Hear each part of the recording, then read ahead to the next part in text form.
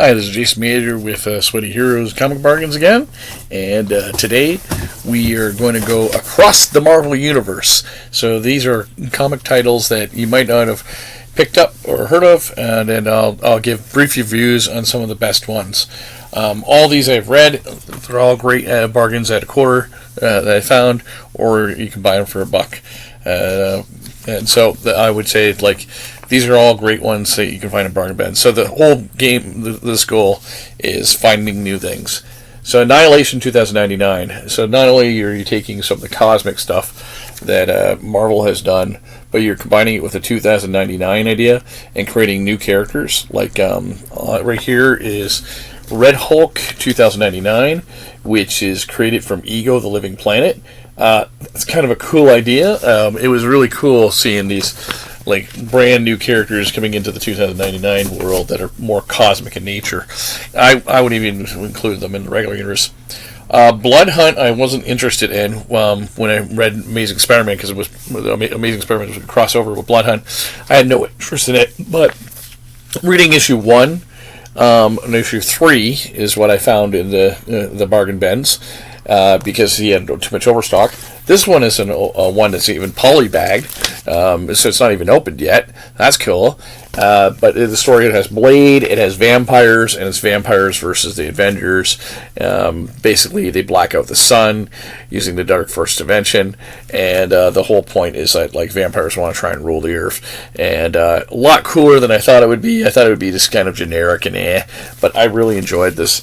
There's also I also found a Hulk one, and you can see here it's a little damaged, but still worth it and it was because it was a part of that deal for $0.25, because the sale was for $0.25 each, but it was a $4.99 US book, so hey, I'm going to pay $0.25 even if it's damaged. And it was a cool just Hulk book versus monsters, really. That was a cool one too. So, and then going through this, Damage Control it is a funny book, but it's still set in the Marvel Universe. So you have this tax collector going, "You must pay, Dr. Doom, pay for these damages." And this was a really fun story. I don't know if I do this in a Marvel humor book, or whether you could do it as a comedy show. But it was just a lot of fun. I really enjoyed this, and they did another mini-series, and it includes the Legacy number. I thought was fun, because this is from the 90s, and this is from recently 2020s, and they still had Legacy numbering, and only got up to number 18. And this was fun. And this one has monsters in it, and Thor, and it was cool. It's a lot, and it had Black Tarantula in here, which is a Spider-Man villain. It was a lot of fun, and he basically he decides that he's going to destroy this laundromat, have it arson on fire, but then and try and claim insurance from the monsters. That's kind of cool. This Daredevil run is cool. I really enjoyed it. So this is Daredevil number 11, Legacy number 673. I recommend that. This is a reprint of the Brian Michael Bendis Daredevil. This was pretty good. I loved Deathlock, and this one starred the Fantastic Four and Wolverine, and I really enjoyed reading that. Dark Ages was something that is one of those books where you go, "Oh my goodness, I'm even at $1, am I going to waste my money for that? Or even at $0.25, would I waste my money on that?" And then you read it and you go, "Wow, that's kind of cool." And basically, it almost brings steampunk to the Marvel Universe. So the idea is that through I won't spoil the story, but through what happens, basically everything does go on dark, and they're going to go steampunk. And it is a what if, although it doesn't say that at the beginning. Peter and MJ have a kid. Always fun to see Peter and MJ having a kid, and it's one of those cool ideas where you're like, hey, this is enjoyable, and choosing characters and moving them forward in a possible future in an interesting way. Here's a copy of Devil's Reign, which was Luke Cage versus Kingpin for Mayor, and this is the variant cover with Luke Cage. That was a great storyline. Drax, another example where I thought it'd be a throwaway book. I love Guardians of the Galaxy the movies, but I don't know if I care about the Guardians of the Galaxy comic books. I've never really got into them. especially the ones that are based on the movies, that the movies are based on, I mean. And this is an interesting issue where Drax, basically he's trying to bring these children back to where they belong, and the artwork was pretty good, but it was just a fun book of characters that I don't really know much about. I know who Drax is, obviously, but like this is again a cosmic book, and it was just a lot of fun. And if you like Guardians of the Galaxy the movie, you'd like this. Force Works was a comic book in the 90s, and it was a fun comic in the 90s. It was basically a continuation of Avengers West Coast. This comic book was a lot of fun. This one obviously came out in 2020. Original Ghost Rider. This is actually a reprint of the original Ghost Rider stuff. This has Ghost Rider versus the Hulk, and it has an appearance by Jesus. I kid you not. Actually, they call him the Friend. You can see him right there. That's the Friend who rebukes Satan, and then says, "I don't know why I was saved. Even if I told anyone who I thought that guy was, I'd be locked up. I knew I was given a reason for a second chance." Now, obviously, because of different writers coming on, that was revealed later to be just unfortunately, it's not revealed to be the Friend Jesus. It's revealed to be just like a part of Mephisto plan, stringing him along. But it would have been kind of interesting if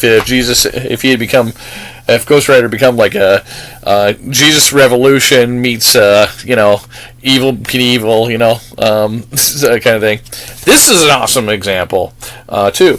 Ghost Rider Final Vengeance, where villain the Hood, who is a crime boss, gets the spirit of vengeance and is using it for his own purposes, which is to get rid of all crime, of all the crime lords, not for the purpose of good, but for the purpose of becoming the top crime lord in Chicago, in order to have enough power and riches to win back his I think it's his ex-wife or his ex-girlfriend and the kid. And this series was a lot more fun than I even thought it would be. I thought it would be, again, one of these generic Ghost Rider series. I had a lot of fun. I want to see where this finishes up, again, with the Hulk. Then you have the Order, which is part of the Avengers Initiative. I thought that was really interesting. The Avengers Initiative was right after Civil War when you had 50 different teams.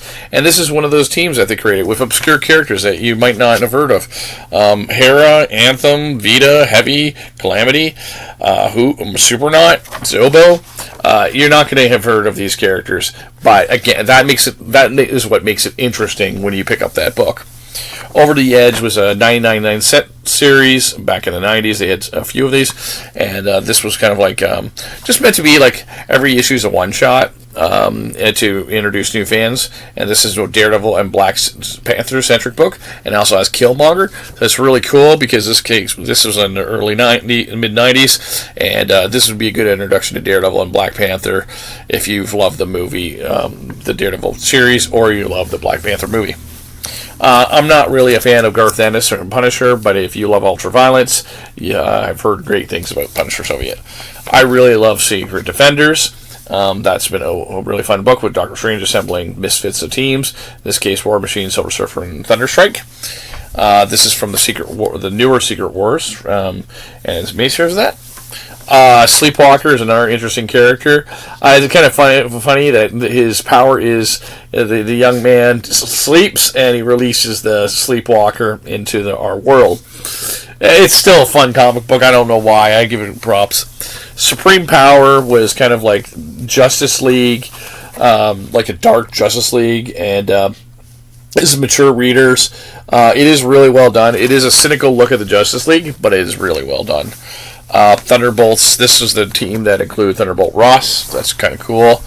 And then you have Warlock Rebirth, which is one of these retro series, things that have happened, characters taking them back to either flashback series, and this takes place during the kind of a 90s Warlock and Infinity Watch type era, and introduces it to Eve Warlock, and has the same team of Ron Martz and Ron Lim, and it was a lot of fun. This is my stack of all different Marvel comics across the Marvel Universe. Stay sweaty.